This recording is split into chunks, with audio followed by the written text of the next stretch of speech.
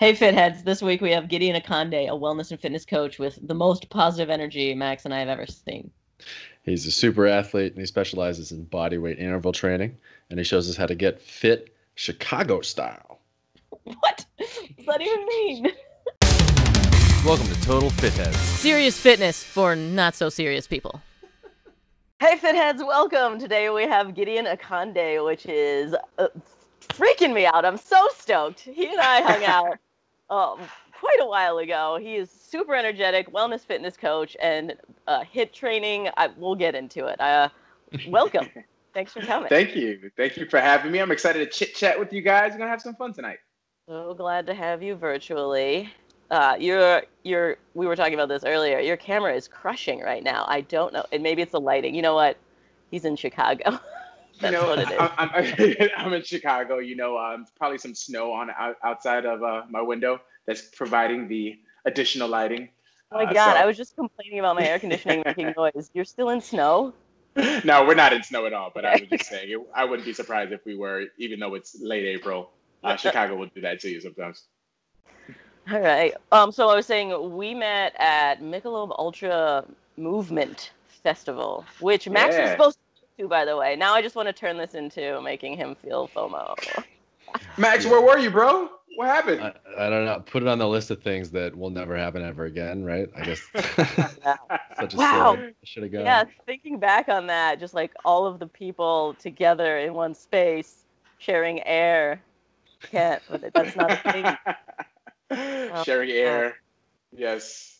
So are you still working with Michelob? Yes, I am actually. I'm going to be teaming up with them this year. Last year I wasn't working with them, but this year I will be joining them at their different movement festivals across the country. So so Chicago, Dallas, LA, New York. I'm sure there's a couple of other locations in there as well too. So I'll be at a city near you, and I better be seeing you on multiple stops as well too, young lady. Absolutely. As long as I don't have to wear a mask. I mean, it's further out, right? Indeed. Max, you better show up this time too, brother. I mean, I'm in if they let me in. If they let me in. Didn't you just host something with them? I saw a shadowboxing thing. Yeah. Matter of fact, it was a really cool initiative. It was called Movement by Michelob Ultra Live. And essentially, because I teach boxing classes for an amazing company called Shadowbox, but it's a studio. And of course, most studios are shut down right about now. They were Shadowbox is headquartered in New York. They have 2 locations there. We opened up a location in Chicago, August of 2019. But since all of those locations are shut down, Michelob decided to not only team up with Shadowbox, but a number of studios across the country and host live workouts with a little bit more than that. So they have DJs that were part of the sets as well too. So I was teaching a live boxing workout with DJ Irie from Miami. There were other workouts with Calvin Harris, with Diplo. Who else was there? DJ Questlove from The Roots, if you guys are familiar with him. I mean, a bunch of other superstar music professionals mashing up with different studios across the country to help raise funds, where Michelob Ultra and their partner, Optimum Nutrition, were matching funds up to $7,000. So as long as people were donating, Michelob Ultra and Optimum Nutrition were matching those donations to support these studios, their staffs, their instructors, etc. So great initiative, a lot of fun, live workout on Facebook and Instagram, and a lot of money raised.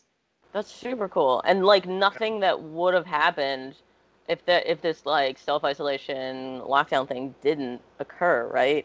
It seems it's like so crazy. Yeah, it's so crazy. I mean, there's so many community building activities have resulted from this unfortunate event.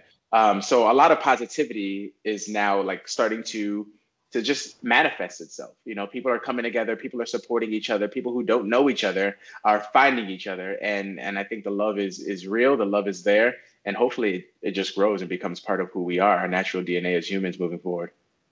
Yeah, I was reading about how it's basically just like speeding up the process. Like this was inevitable, that us being like digital selves, like connecting at a distance, but it's going so much faster now because of our current situation. Yeah. At the same time too, really quickly, it's almost like apocalyptic as well too, in the sense that's like, hey, everything is shut down. Hey, stay in your homes. Hey, buy as much toilet paper as you can. But we're still finding a way to, as dumbed down and simplified as our lives have now been, we're still finding ways to rise from that, right? And almost kind of rebuild and just build in a different way now. How much toilet paper did you buy? I did not do that because I will just jump in the shower and wash my ass if I need to. That's really what I would have done. Oh, that's great. I actually did just get a bidet. It still need toilet paper though. That was a disappointment. I did that for my fitness channel. I was like, all right, that makes sense. Clearly, this is the time to get a butt wash. Yeah, I can't wait to see your Instagram post on that. I look forward to it. Just a close-up of my face using it for the first time. So yeah, you just said finding a different way, which is what a lot of people are doing right now. I know people, Max, that used to lift heavy that are now doing your body weight kind of stuff. Jeez. Oh man, Max, we got to talk about it, brother. How much weight have you lost? How much strength do you feel you've adjusted? Are you feeling good? Are you feeling bad? What's the situation, bro? I am a soft noodle. I am a walking soft noodle for sure. Yeah, I mean,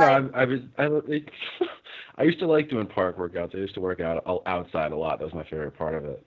So I would do pull-ups on a tree, or there was actually a little workout station in a park near my house, so I would do that a lot.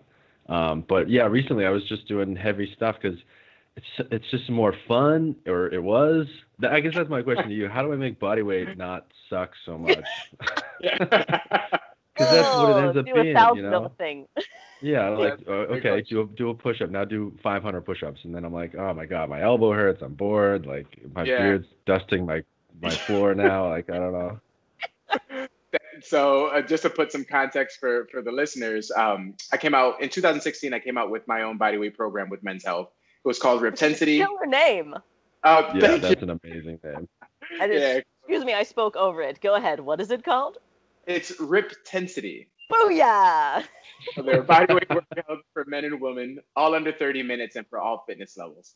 And in 2015, prior to the release of that DVD, I actually built a community in Chicago, about 50 amazing individuals who all came together, and they were part of my test panel.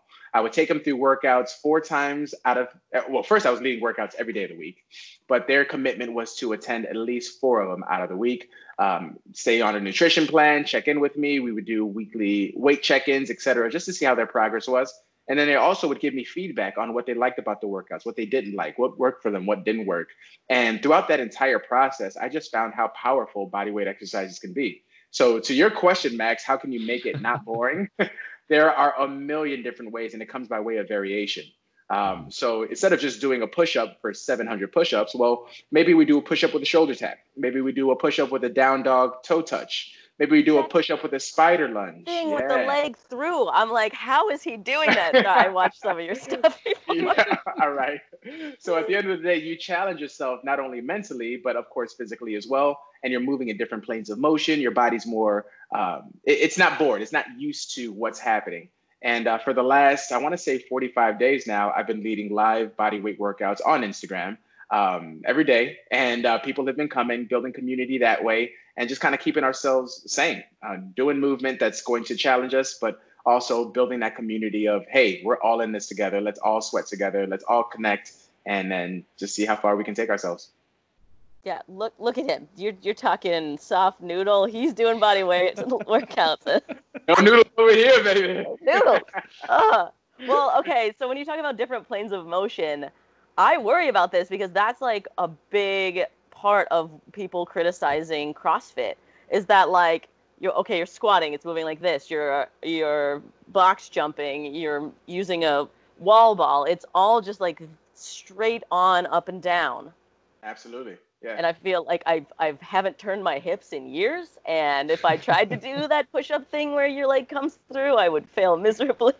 Well, I mean, that's the thing. Like, as athletes, we all have what we're strongest in, and what we can just do over and over again, and we can do this at a party and impress everyone there, right? But sometimes when we get taken out of our comfort zone, myself included, it's like, oh my goodness, I'm the most uncoordinated, unathletic person in the world. And I think that's the great thing about moving in multiple planes of motion, no matter what your fitness activity is that it forces you to adapt. It forces you to find out what your weaknesses are. It forces you to be in that moment, to shut down what your body's doing, activate your brain, and then try to connect the two. So I'm always all about stepping out of my comfort zone, doing something that I'm not used to, because you really find out more about yourself. And then, of course, you just become a better athlete as you expose yourself to more challenges, more obstacles. Yeah, you tell us about your background, because this athleticism clearly shines through in all of your workouts. Ali, you're really nice. I'm just gonna have you walk with me Absolutely. and make compliments. I appreciate you. Cheers. So born and raised in Chicago. In high school, I wrestled, I ran track, I played football. I received a Division I football scholarship to play at College of the Holy Cross, a Division I school in Worcester, Massachusetts. Worcester, yeah. Yeah. Oh, you're familiar. Yeah, I grew up in Cambridge, Massachusetts. No way. All right, we got a mass boy over here. We got a mass hole, if you will. That's two episodes in a row we got called that. Oh, is that right? Nice. Yeah, real shocker there. Yeah. Right. So graduated with a political science degree from Holy Cross, came back to Chicago, and I worked in sales for 4.5 years. And then I was like, all right, I want to go to what I'm passionate about, which is movement. So exercise, fitness, competition, sport, etc. And that's when I decided to become a personal trainer, which was 10 years ago. Maybe 3 or 4 years into personal training, I found the sport of boxing, competed in that for 4.5 years. I'm a 2-time Chicago Golden Glove boxing champion. And like I mentioned, in 2016, came out with a fitness project through Men's Health after winning the 2015 Men's Health Next Top Trainer competition. And since then, I've been a Nordic Track iFit elite trainer. So I'm teaching workouts on Nordic Track bikes, rowers, treadmills, strength training machines, and having amazing conversations with Ali and Max, what I specialize in. We're the end of your story. I love it. Wow, you had a freaking journey. Jeez, it was more extensive than I thought. Yeah. That's awesome. Wait, we left Riptensity before I got to be like, so you basically like made the before and after photos in people. Is that the case? Like you got some people that weren't exactly fit and then made an after photo? Yeah, it was one of those situations. And the amazing part is, to be honest with you, that wasn't even the most impressive part. The most impressive part was the community. And I know a lot of people are like, community, what the hell does that mean? Like, these people were showing up regardless of if I was there or not. There was one time where I took a 1-week trip during that, I think it was a 6-week, maybe 7 weeks, a 6 or 7 week journey, if you will, where I had an assistant coach step in and, I gave them the workouts, this is what they're doing, et cetera. They were just as excited to show up and do the workouts as if I weren't even there. Like, you could have taken me out of the situation, out of the equation. And the fact is, they built something amazing together, where they were checking in with each other, where they were going on runs prior to the workouts with each other, where they were going out and connecting with each other on just an entirely different level above and beyond fitness, which is what I absolutely love. So, I mean, I'm glad I can be a catalyst for it, but I'm also glad that I was able to kind of step away and watch them do their own thing because of the bonds that they forged. Yeah, that's how I feel about like even YouTubers building a community. When their fans start talking to each other, that's when you know that you're building like a tribe. Yeah. An army. Indeed. And they're ready to do anything. They were doing more than just like the required 4 days a week. Yeah. Oh, no, they absolutely were. 4 was my expectation, just because I know people have lives and things going on. But most people were coming 5 to 6 days a week. So it was impressive to see that, movement draws us all together. But at the end of the day, we stay because of the people we connect with. Very cool. Yeah. And so you also do corporate boot camps? Is that any secret? Go ahead. Finish well, that I just imagine that you're probably getting people that have been not too active. And well, so yeah, I mean, that's the thing, man. That's the amazing thing when it comes to like teaching classes, right? So at teaching group fitness classes in boutique studios, or even if you put it together for a DVD where you don't ever see the end user, at the end of the day, you have to anticipate that they're going to be elite athletes, people who have sports backgrounds, who are currently active, et cetera. And there's also going to be somebody who's getting off the couch and is stepping into that situation for the first time. And going back to what we were talking about with you, Max, is it's all about variation, right? I can ask you to do a push-up, And you may say, fine, that's no problem. I might say no. Who knows? Yeah, you may say no as well too. That's correct. No, but thank you. I know you're a polite man. You would still get but if I say it in a way that engages you, and if I say it in a way that makes it seem accessible to you, no matter what your fitness level is, and if I say it in a way that you're like, oh man, that's going to be challenging, but I think I can still do it. If I present it in a way wrapped up in a bow that appeals to both the elite athlete, but also the beginner, then I've done my job as a trainer, because I was able to motivate a wide spectrum of people to do essentially the same thing. And I love time-based workouts, because if I ask you to do squats for 60 seconds, who cares if you do 2 or if you do 200? That time frame allows you to work in whatever capacity you have to, especially because maybe you had a super long day, you're tired, you're exhausted, you don't have the same energy you would have in a normal situation, or maybe you have a little bit of an injury that you have to work through. And today, that squat depth is not really going to be my thing. So I'm going to shallow it up and adjust that way.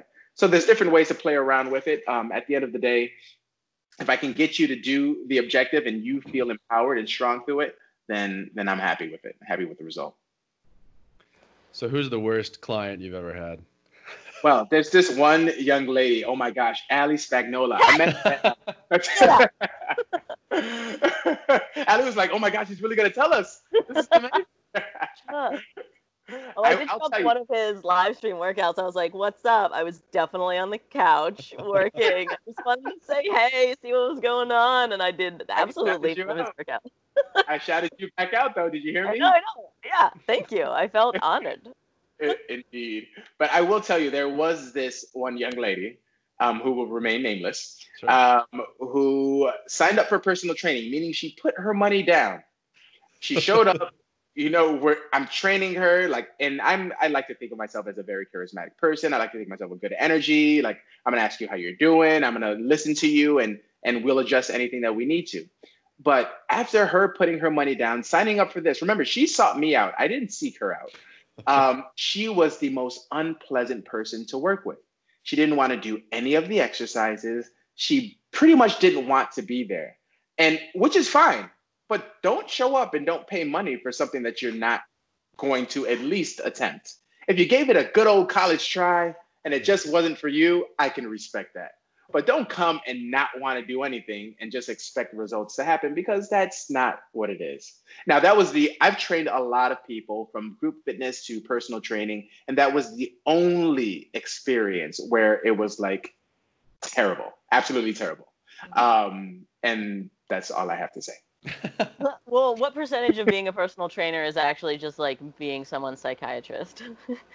That there is very much a big part of that. But to be honest with you, yes, it's very much true, but it's not. It naturally happens. And what I mean by that is you develop relationships with your clients to the point where they become family. And there's a lot of people who I text and call, and people that I don't even see to this day as clients anymore, but I still care about them as people because we spent so much time together. If you're seeing somebody 3-4 times a week for an hour and a half at a time, sometimes you see them more than they see other people in their family. You talk to them more than they talk to other people in their family. So there's something that happens. There's something magical that happens where he's like, man, I really care about this person. I want them to do well, whether it be exercise or personal or career-wise, etc. Oh, and I bet there's the other way around where they're going through this physical stress. They have to like justify it. They're like, I just went through all this pain. I must really like this guy.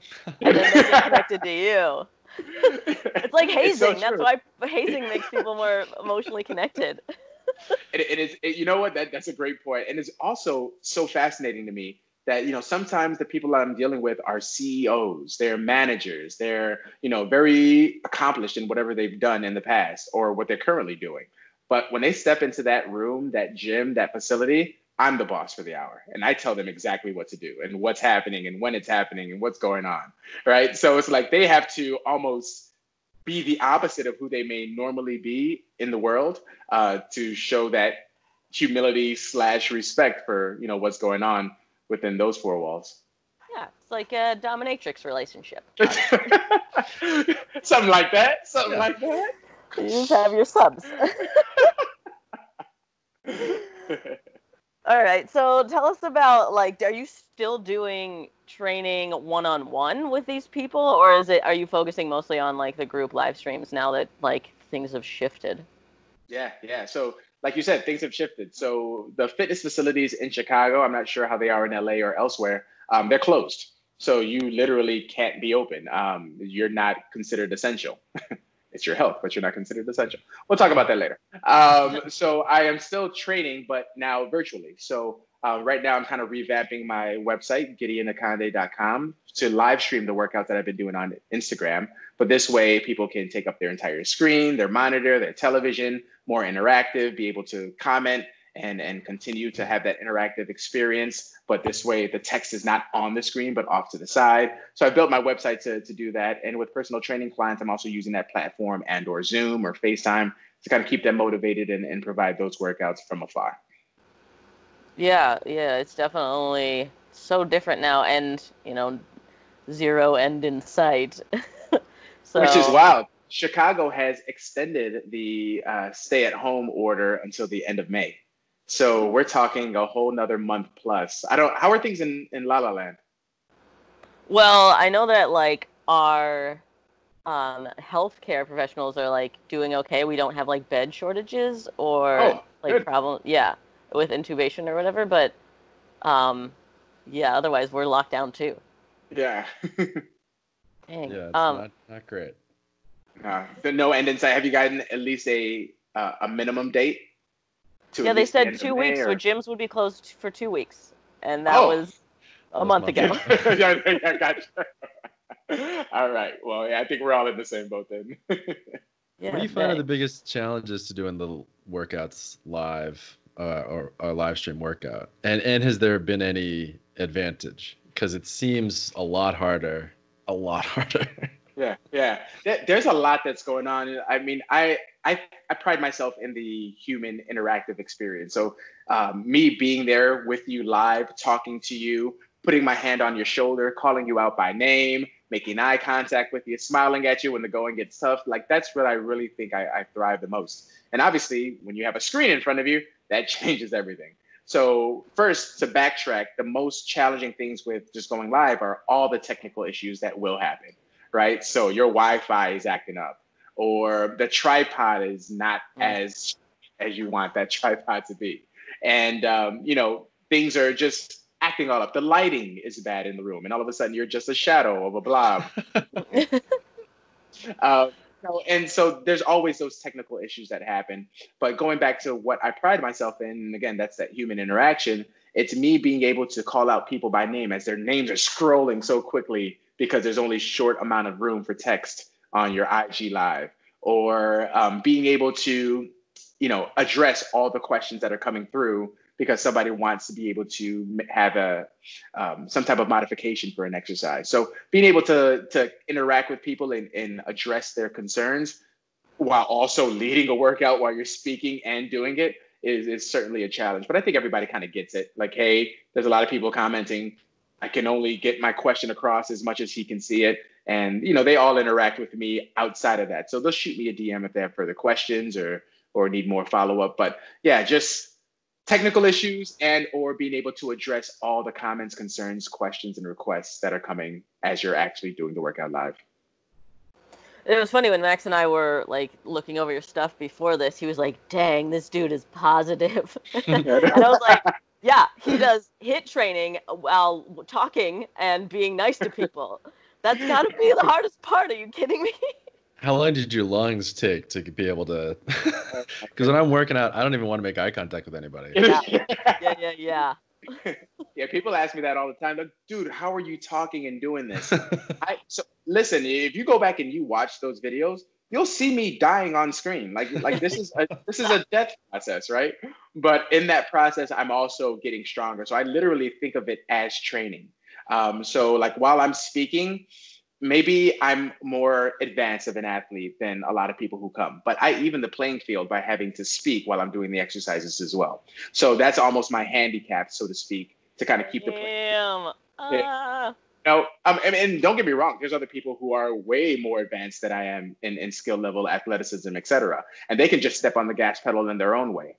So that's, I think of it as training. I think of it like, hey, I'm exercising not because I'm going to get paid for it or because this is my job or whatever the case is. I'm doing this because I'm actually want to see some benefits from it. So the more I talk, the more I coach, the more I cue, the harder it becomes for me, the more challenging it becomes for me. And last thing I'm going to do is be caught quitting on camera. So it's almost keeps me honest at the same time as well. You ever sing? I have not. Okay. Because I heard that Beyonce's mom would make Destiny's Child run and sing at the same time to like improve their lung capacity. I imagine that you've got some killer lungs. Yeah, well, killer lungs, maybe killer voice, not so much. I've also heard that actually. I could try that out. Yeah, but then you have to be able to rap. Oh yeah, right. We all push ourselves in different ways. Yeah, that's true.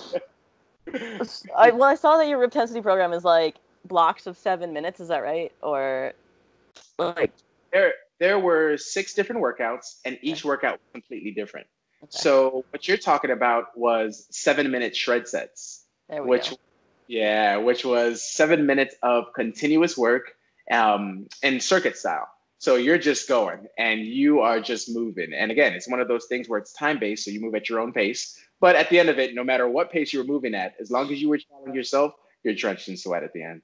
So. Yeah, that's crazy. It seems like it's counter to what I originally thought fitness was, because I would just try to go as long as possible. And it seems like a lot of the stuff you do is high intensity and short. Sometimes. Okay. So, for instance, what I've been doing with these workouts for the last 45 plus days is that every day has been completely different. There have been days when we would take a Tabata format, meaning 20 seconds of work, 10 seconds of rest. There'll be other days where, for instance, 2 days ago, we did 8-minute sets where it was just constant motion through a handful of exercises, and we didn't stop for 8 straight minutes. So depending on what I have planned and what's up my sleeve or lack thereof, there may be 20-second bursts, 30-second bursts, 40-second bursts, 1 minute long, 2 minute long, 8 minute long. And then I just switch it and adjust it based off of how I'm feeling that day. Yeah, it seems like a lot of it is fast twitch muscle fiber incorporation too, which I feel like I'm lacking in very much so. I've been doing powerlifting, which is just like slow and heavy, and now whatever. Powerlifting is for athletes, but I feel like not athletic at this point. Well, it's so athletic. So when I played football in college, like that's all we did. We did the cleans, we did the deadlifts, we did the snatches, the front squats, the back squats. So I remember that lifestyle, and I don't want to do it again. Like I have traumatic memories of all the heavy lifting we did. But at the same time too, like for me, my body didn't enjoy that anymore, especially because we were lifting so heavy. And like if I'm going to lift something, I'm going to lift it heavy. But of course, your shoulders, your elbows, your knees, depending on how long you've been doing it and how long you're lifting, do take a brunt, to take a lot of work, take a lot of damage. So that's why one of the reasons why I shifted to body weight, and of course, boxing assisted with that because boxing is not a lot of heavy lifting. But yeah, those are very, very much athletic movements. I mean, your timing has to be right. Your strength has to be there. All of it's total body work for a lot of those movements as well too. So yeah, don't take away from yourself, young lady. You are an athlete. I just think I need to start going to your live streams more. Yeah, and actually, I want to talk to you about this too, because it seems like a lot of what you do is total body. Do you ever work on splits or like training one muscle group and then letting it rest, or are you really about like incorporating everything all at once? I'm all about that total body experience. I love it. I mean, it's one of those things where, because first off, from a functional standpoint, like everything we do for the most part on a daily basis is going to be total body, right? So we're always lifting something, pulling something, coming down into a squat, stepping into a lunge, climbing a stair, coming up, coming down, etc. So training your body that way, I feel it just makes sense. Now, if you have a specific goal, whether it be bodybuilding, whether it be physique, etc., then it may make sense for you to split it up and specifically attack certain parts of your body because you want that progressive overload, because you want that time under tension, etc. But for what I do, which is general fitness, and for what I believe in for myself, which is just my general fitness and staying strong 360, I love just kind of splitting it up. And the reason why is because it also doesn't put too much, I don't tax my body as much. Meaning that as I'm working the legs for this exercise, when I shift to arms on the next exercise, the legs get a little bit of a break, right? So I'm not doing too much and putting too much on myself. And then as I'm done with the arms, then maybe I move to the core. and then I can attack the core while the legs continue the rest and the arms get their break. So this way I'm progressing my longevity, but I'm also keeping my heart rate up because I'm still moving regardless, but I'm also not fatiguing my muscles to a point where I can't continue. That's such Heart an rate up. athlete. You remember that, Max? Yeah, that's such an athlete way of approaching it. Yeah. That's you mentioned you do. What are your favorite sports specific movements that you now incorporate into your workouts? Oof, good question. Good question. I think it's one of those situations, for me at least, where I get caught up in like cycles, for lack of a better term, meaning that, there's 1, 2, 3, 4, 5 movements that all of a sudden I just find myself kind of repeating. But then I got to say like, oh, geez, Gideon, like you're doing too much of the same thing. Find another bunch. And that becomes your new staple. And you always have to kind of cycle through. So it changes. And depending on, what's going on and how my body's feeling and what I'm programming, that'll change at any given time. But if you're asking me now, skaters. So lateral movement, landing and bounding, single leg. I love that. Broad jumps. So jumping out for distance, coming back to your start point, jumping out again is another favorite. And then I'm loving the plank variations, specifically that incorporate yoga movements. So think of a plank or push-up into a spider lunge. So stepping up with one foot, rotating. So you're getting a little bit of thoracic mobility there, coming back to a plank, pushing again, stepping up your foot to the opposite side, rotating is another one that I like. And then a down dog toe touch, which I referenced earlier, where you're in a plank position, you lift your hips up into a down dog, you reach your left hand to your right foot, come back to a plank or push up, lift your hips up again, reach your right hand to your left foot, come back to a plank or push up. So those are 4 of my favorites right now that you probably see me do in the last couple of lives. And they get the heart rate up, they challenge the upper body with the push variations. And then, of course, your athleticism and your bounding with the jump variations. I'm sore thinking about it. So you've never focused on aesthetics. It's always been athletics for you. I've never focused on aesthetics from a competition standpoint. I'm not the type of guy that's going to stand in front of a mirror and just bicep curl because I want to get my biceps bigger. It's great. You got it. Yeah. It's so great. I can't recommend it highly enough. And then you don't bicep curl for a whole week. So this is the thing. So Max, I'm sure you probably enjoy the pump, right? You enjoy the feel, like, the tightness in the muscles, like the veins popping out. Like, I'm not mad at that. Like, there was a point in time where that was important to me. Right now, what I enjoy most is the puddles and the complete drenched shirt and drenched face. Like, that's my exclamation point at the end of my workout. So I don't know. What about you, Allie? What's the thing that you like after a good work? I know I had a good workout when this happened. Yeah, well, like the next 3 days I can't walk because I went so hard on just my legs. Yeah. So there you go. So Max enjoys the pump. I enjoy the sweat. You enjoy the soreness. Yeah. You know what I mean? And we all have those things. And who knows? In a quarter from now, I may be like, you know what? I just want to lift something because I've been doing body weight for the last 7 years and I need to do something else. Right? Who knows what's going to change and when that's going to change. But we all have that thing that's I know I got a good workout when my heart rate was through the roof and I could barely breathe, or when I had that pump, or when I was super sore, or when I was drenched in sweat. So we all got our own. I know. I feel like I need to shift. I'm not confusing my body enough. Well, what are you doing tonight at 5 p.m. Central? Freaking hanging out with you. All right, then. All right, I'm in. I'm doing it. I love it. That's what I'm talking about. When you're talking about your heart rate up, do you track? Do you follow your sleep? What is your way of quantifying yourself and your health wellness? Yeah, great question. I'm not doing any of that tracking. Now, I was doing a lot of that when I was competing. When I had an actual goal and I was lining up to perform, whether it be football, whether it be boxing, anything else, if I was preparing to release a DVD or to shoot a project, I would absolutely track all of that stuff. But right now I don't need to overload myself with that, specifically because at the end of the day, where's my endpoint? I don't have an endpoint right now, right? I just want to stay active. I want to stay healthy. I want to help out others. And as long as I'm able to do that safely without injury or risk of injury, then I'm happy with that. So making sure I'm taking time to stretch and foam roll afterwards, making sure that even though I'm working hard, I'm also going to slow it down if I feel like I'm redlining. Because again, I'm not working for a specific goal, so I don't necessarily need to push more than I can handle or accept at that moment. It sounds like you're gonna live forever. What the hell? I could only hope so and wish. But then the sad part is that all my friends are gonna die, and then I'm just gonna be there by myself. I don't know. You'll have new That robot was friends terrible. I in don't the know why I said future. that. Yeah, there we go. I love it.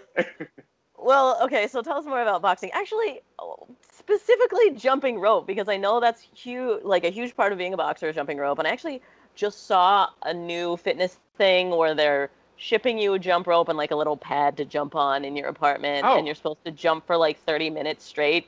And my knees exploded when I saw the ad for that. So I don't know. What are your thoughts on jumping rope? jumping rope is amazing. Jumping rope is fun. Jumping rope will humble you in a hurry. Yes. Right now you're just referencing your forearms. You know Yeah, what I call because I that? did a few days ago. You know what I call that? Auto Oh, what is it? autocorrect. Oh, Because you don't want those lashes on your forearms time and time again. So you're going to learn really quickly how to get your feet over that rope so that that process doesn't repeat itself. But it's fun. I mean, it's really fun. You have to be prepared to fail. And that's what I love about jump roping is like, I don't care if you're type A, if you're type B, you have to find a way to shake it off, understand that you're going to trip and trip time and time again, be okay with that, right? Be okay with failing, which a lot of us aren't. But know that your failure is going to teach your body and give yourself that rhythm, that technique, and the experience to do it properly. And then, of course, when you get that down, you just make it more challenging. You add a cross every time you turn that rope. You add some double unders. Maybe you hop on a single leg. Maybe you're hopping forward and back. Maybe you're traveling and covering distance. So, once you've arrived, so to speak, there's still more for you to do and farther for you to go. super important question. Have you ever done a triple under? I have attempted a triple over many a time, and I'm this close. Oh, but you still get auto-corrected. But that's right. But this is the thing for me. I don't really use speed ropes. I enjoy the thicker rope because I want to feel it, and I love not only the cardio that comes from jump rope, but to be honest with you, I don't get much cardio, or let me say, as much cardio. I don't get much cardio.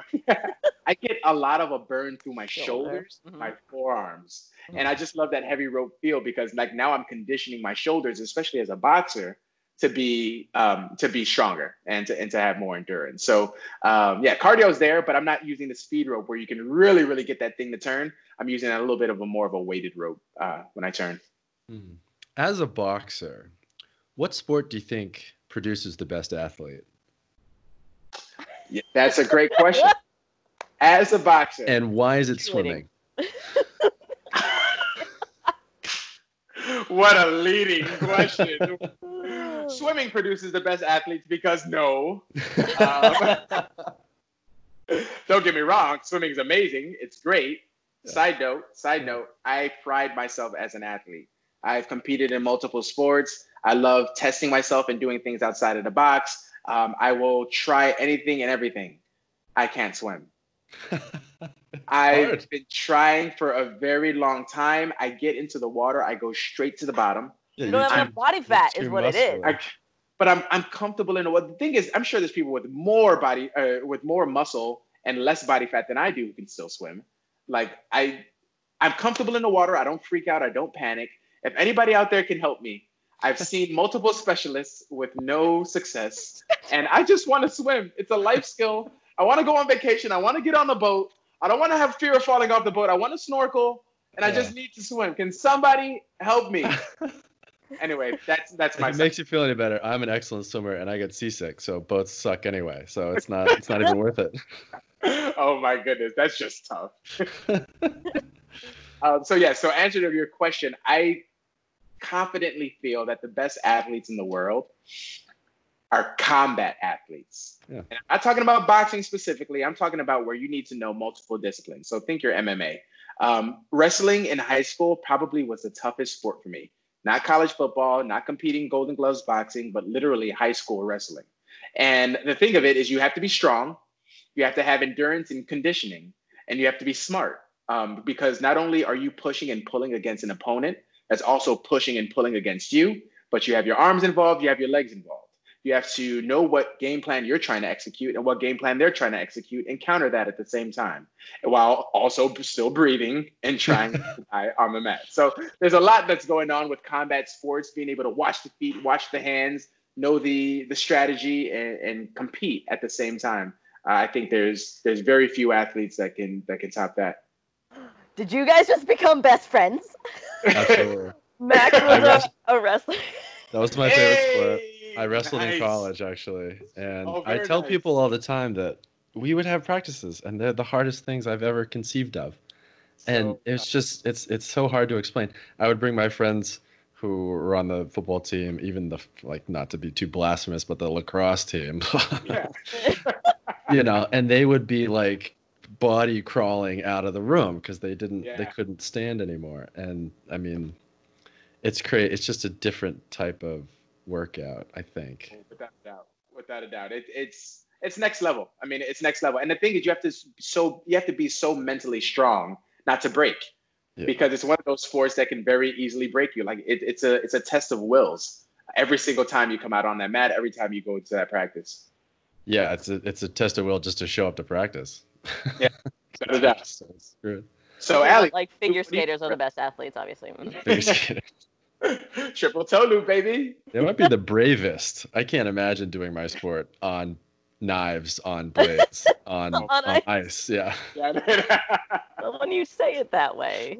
Yeah, please don't ice skate on knives. This won't be good. Well, there's that mental aspect of it too is really interesting. Is that why you play chess, Max? I just realized. Is chess like wrestling without the physical? No, chess is like a time waster that I started doing in Okay. college because I was like, oh, I could write this paper, or I could like pretend like I'm getting smarter and like play Yeah. chess and forget about it, you know.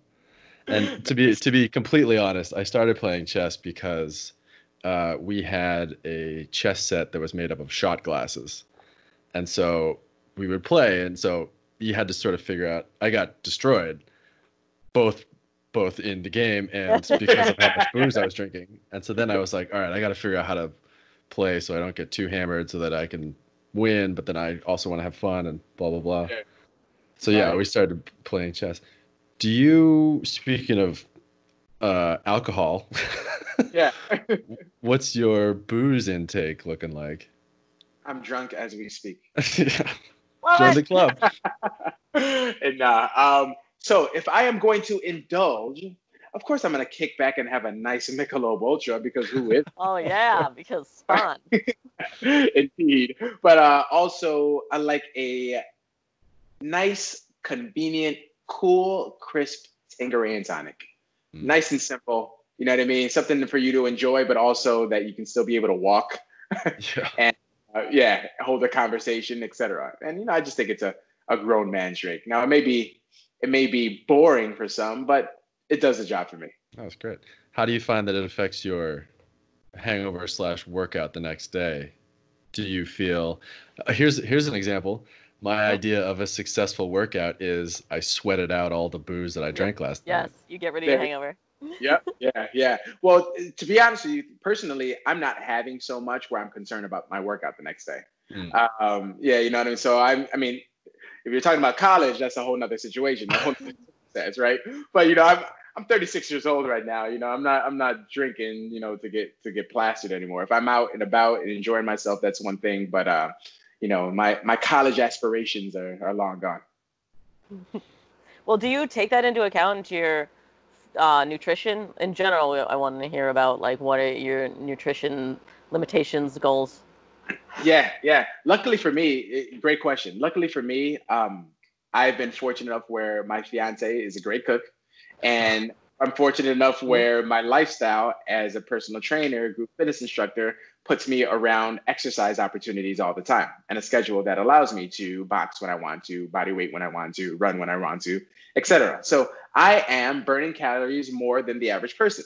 And as a result, I can enjoy some things that I wouldn't necessarily encourage the average person to enjoy. So I have my pizzas, my burgers, my ribs, my fries, my wings. The list goes on. Now, the thing is, I don't have them every single day, right? I'm reasonable.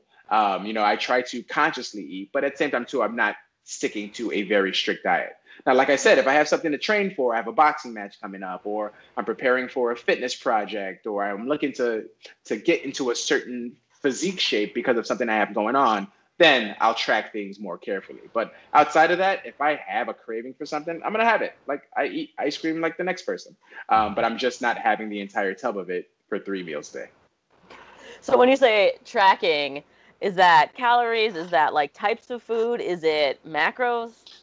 Yep. Yeah. So luckily for me, I've been fortunate enough to kind of know my body, right, from all the random things that I've done. Did you just tuck your beard away? Mm-hmm. That is amazing. I didn't know that was a thing. You just put his whole beard away. Getting ready to I'm eat. sorry. Yeah, apparently. So when I'm tracking, like just because I'm in tune with my body and I know what it responds to, I'm not necessarily looking at macros. And I usually give myself more than a week to prepare for whatever's going on, right? So this is a lifestyle adaptation for whatever's upcoming. So 3 months, 4 months out, where I start to cut back on things that I know are going to sit on my body longer or not allow me to burn as efficiently from a metabolism standpoint, but also continue to feed myself the things that I need to provide the high levels of energy that I like to give in my workouts for others and my workouts for myself.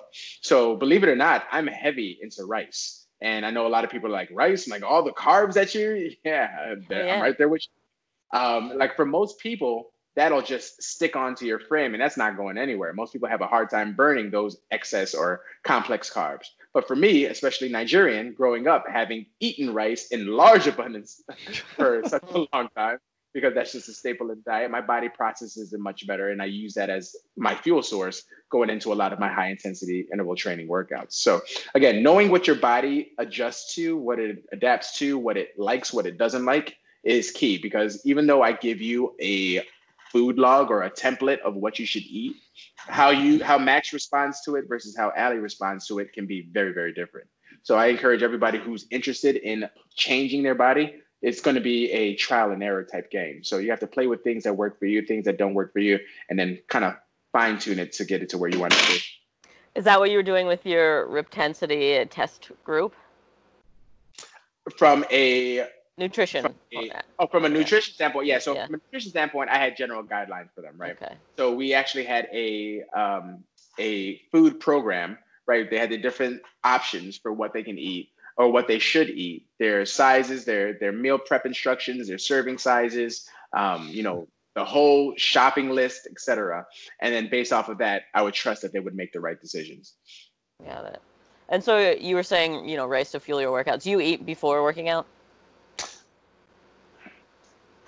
I'll have something, but I won't have a meal, if that makes sense. Okay. So if I'll grab a protein bar, I'll grab fruit, I'll grab something just so I have a base layer in my stomach. And I notice, especially if I'm doing a high intensity workout, if I didn't have anything going in, towards the end of that workout, I'm struggling. Just because I know that I've kind of tapped my reserves in terms of what my body's using to process as energy. So I always have some type of base layer in my stomach. I try to stay hydrated throughout my workouts as well too. And then, that's kind of my general rule of thumb. Now afterwards, I can eat the whole house. That's not a problem for me. But prior to, I need something, but I can't have a lot of whatever that something is. Got it. Well, okay, and you mentioned that you're also training Nordic Track stuff. Are you still doing that in lockdown, or do you have like access to Nordic Track equipment and you're? Yeah. Luckily, over the course of the 3 years I've been working with Nordic Track and the iFit team, I have not only their S22i incline bike, I have their X22i treadmill, I have their Use them at the same time. Rower, jump off of one onto the other. I have the RW900 rower, and then I have the Fusion CST. So those are 4 machines that I've stowed away over the last couple of years, and so I still use them. And keep an eye out. I'm not sure if I'm able to tell this, but I'm going to tell it anyway. You're getting an exclusive right here. Exclusive, baby.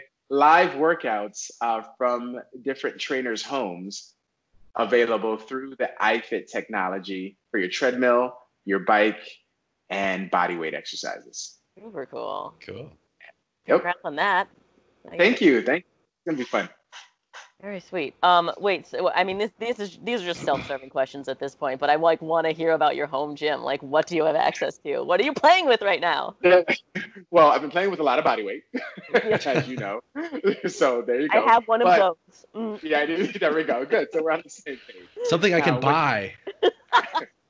Now, what you may not have, and again, these are all pieces of equipment that have accumulated over the years from like leading live fitness events and just, doing like outdoor park boot camps, which I've been doing for about 7 years in Chicago when the weather is nice. I have jump ropes. I have resistance mats. I have yoga mats. I have medicine balls from Dynamax. I have medicine balls that you slam, so slam balls. I have sliding discs. I have speed ladders. I have mini bands. I have a bunch of other things that I'm sure I don't even remember right Do you now. have a heavy bag? Or do you have access to That's the one thing I don't have. Yeah, That's the one thing I don't have. I was about to purchase one, but I wasn't completely sold if that was the one that I wanted to purchase. Plus, there's a lot of boxes in my garage right now just because I've been kind of building a set in my basement, basically, building a set to continue to film these live workouts that I'm getting Amazon packages daily. So my garage is just full of boxes. I'm waiting for the trash person to come through. And then I want to make sure I have enough space cleared out and know where the studs are so I can hang the heavy bag. But it's coming.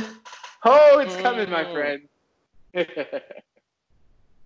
Is that the one? I mean, this is kind of a Max question. Like, what would you, what equipment? I don't know. Go ahead, Max. If you were the for the layman, or if someone was going to get one piece of equipment, simple-ish, cheap-ish, who's maybe not used to staying at home all the time, for example, in like a pandemic or a quarantine, what would you suggest that they go out and splurge on?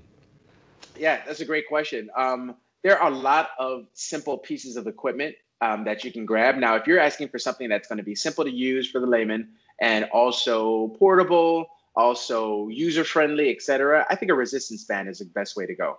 The reason being is because resistance band you can use for upper body, you can use for lower body, and it's portable, so you can take it with you, do it outside, in your basement, in your garage, travel with it when eventually we can all travel again, and do anything you want to do with it wherever you want to do with it. You can anchor it, or you can anchor it to a post or a beam or a tree.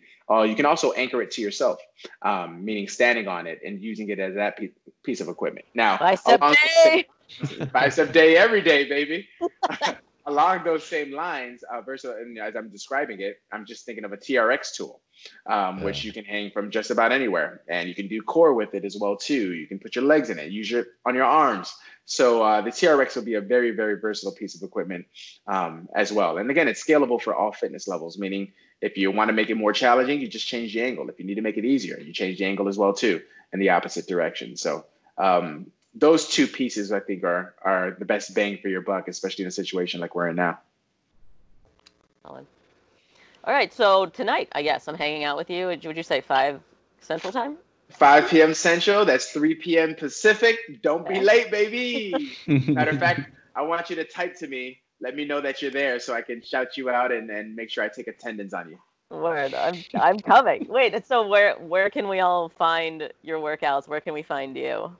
Yes, so go to GidionAkande.com. And once you go there, you can subscribe to my newsletter. This way you get all the updates on where the live workouts will be hosted. For today, I'm not sure when this podcast will be coming out, but after April 27th, make sure you visit GidionAkande.com. That's my website for these workouts. I will continue to post them on Instagram right now, just so people who may not have known to transfer over to my website have the chance to. And my Instagram handle is Get Fit with Giddy. GetFitWithGiddy on the gram. Heck yeah! Wait, so nice. It's launching today? Is that what you're? So I'm just awesome. Like literally, I'm gonna get off the phone or get off the podcast with you guys, talk to my tech people, make sure things are going. I'm gonna go downstairs, play with it, make sure things are good and live and set to go, and then I'll be streaming to my website, but also streaming to Instagram. But you want to be on my website for the full experience. Kick butt. Okay, so this is coming out Wednesday. So FITHEADS It's live now. Let's all go hang out and work out with Giddy. Let's do it, y'all. Come get fit with Giddy. All right. Thanks a bunch. We appreciate you coming on. Thank you. I had a blast. Thank you guys. And subscribe to Total Fit Heads on Apple Podcasts, and we will see you next week.